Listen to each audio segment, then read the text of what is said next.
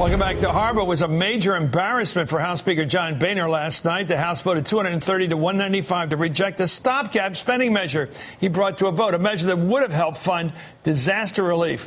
And it was the right flank of his party that helped kill it, joining almost all the Democrats, were 48 Republicans, many associated with the Tea Party. The possibility of a government shutdown looms now at the end of the month if Congress can't pass something. Can Boehner control the Tea Party? That's a question we're going to ask the hardball strategist tonight. Does this all add up to an overwhelming disapproval Americans have for Congress, as shown in poll after poll? And does it give Democrats any help in next year's elections? Good question. Point number two in our debate tonight with the strategist. With the president's approval number dropping, some congressional Democrats are worried about the prospect of having to run on the same ticket as the president, according to Politico. What chance do the Democrats have of winning back the House, given the environment of the president's low numbers? Here it comes, the answer. Steve McMahon's a Democratic strategist, and Todd Harris is a Republican strategist. First, herding cats. This Speaker of the House, one of the most likable guys in politics. He carries his emotions on his sleeves. Nobody thinks he's a right-winger, but he's got all these crazy right-wingers that just want to vote no, no, no, cut, cut, cut, and they don't care about the consequences. They're embarrassing your party, are they not? No, I don't think they're embarrassing our party. Look, they're doing exactly what they said they were coming to Washington to do, which is shrink the size of government and roll back the ridiculous runaway spending that's been going on from both parties over the last several decades. This is what they said they were going to do when they ran last year, and it's exactly what they're doing. If you want to understand the role of the Tea Party within the Republican Party, it is not dissimilar to the role of labor in the Democratic Party. It's a small minority, but it's vocal, and they are important when it comes to politics. It seems to me, Steve, the market's dropped 700 points in 2 days. The country's scared to death of an economic slowdown, and these guys are fighting the last war. They're fighting, what, inflation? What are they fighting? Debt problems? When the country needs demand, it needs economic action, and these guys are slowing it down more. That's exactly right. If you want to understand the role of the Tea Party in politics today, it's to take the country to the brink of a shutdown and to have the markets lose 10%. So those of you at home, if you want to know how the Tea Party affects you, look at your 401k statement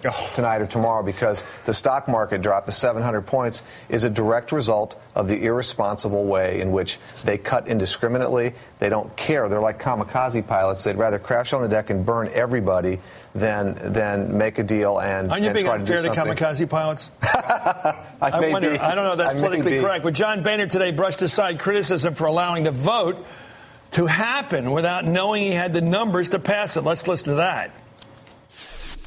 I've always believed in allowing the House to work its will. I understood what the risk was yesterday, but why not put the bill on the floor and let the members speak? And they did. Dan Aykroyd again. I'm just kidding. But isn't it, the guy doesn't seem to have a grip. Don't you think he'd be happier with regular Republicans instead of right-wingers? I think. What happened to your party that's got more of these guys in there that just go in there to just disturb the peace? They don't get anything done. Because, look, the bulk of Washington wants to go along and get along. If it weren't for the Tea Party and what happened in the 2010 cycle, we wouldn't even be having this conversation about how much to cut. I know. The president. Okay. You think we're going to get out of this recession by cutting spending? I think cutting spending. I think regulatory reform. I think there are a whole lot of things this is a novel economic theory, and I didn't realize Todd was an economist, but we'll go with that. Just play one on. Let me tell you what happened. Suppose business cuts spending. Suppose consumers cut spending. By the way, they're doing it. Doesn't that bring the economy to a recession? The reason business isn't spending is because of all the uncertainty that exists right now. Todd.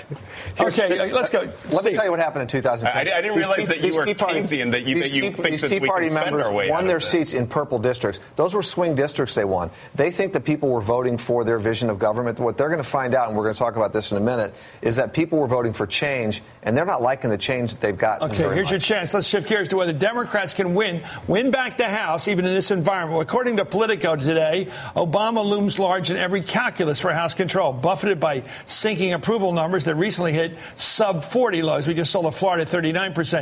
Democrats privately expressed worry about running on a ticket with Obama at the top. How does your Mr. or Mrs. Democratic candidate for Congress, how did that candidate, your candidates perhaps in some cases, win an election up to the point of winning back the House, the 218 they need to do. Can they do that with the president in bad shape? Yes. How? Here's the way they do it. Number one, all politics is local. Tip O'Neill said it. They need to carve out an identity that's distinct from the national party. Two, they need to remind people what's happening in the Republican Party right now. You're going to have Rick Perry perhaps on the top of the ticket or on the ticket. He thinks the Social Security is unconstitutional. Every single Republican incumbent voted to make Medicare a voucher program. That's something that's going to loom large in the election. It wasn't very prominent in the New York race because there wasn't a Republican incumbent, but every Republican incumbent in the House is going to have to defend that vote. Okay, one unnamed House Democrat put it bluntly, Obama's presidency has fizzled. It's going to be every person for himself in 2012. There just won't be any coattails, and any effect he does have on the ballot will hurt us. That's a Democrat worrying, but the problem I have to ask you, you know, he just said all politics is local, and then he slammed you for what you're doing nationally on cutting Social Security and destroying Medicare. Well, Steve seems because that affects the senior citizens locally. Steve seems to be a lot more bullish on House Democratic chances than the actual House Democrats do. The unnamed crybaby. Would you run for office as a congressman or a member of Congress? No. Would you support a candidate saying, "I'm with Rick Perry. Let's get rid of Social Security"? Look, it's a Ponzi scheme. Would you do that would you say let's get rid of Medicare and replace it with some sort of voucher. Starbucks $10 card to buy health insurance voucher?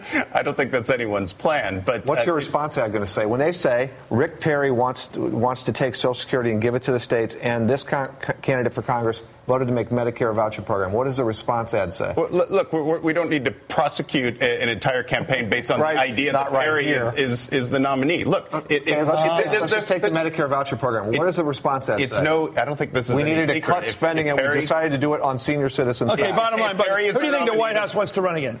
Perry. Because they can't have Bachman or they want Perry. They both want Perry. We're going to call him Perry. Both parties want him. Thank you. Steve McMahon, thank you. Todd Harris, you don't really want him. I know that. You're too smart. And again, I'll be going to live tweeting tonight for 2 hours. I'm going to be expressing what I think is pretty good refereeing tonight. And I'm going to really look for what I think helps Republicans one way or the other.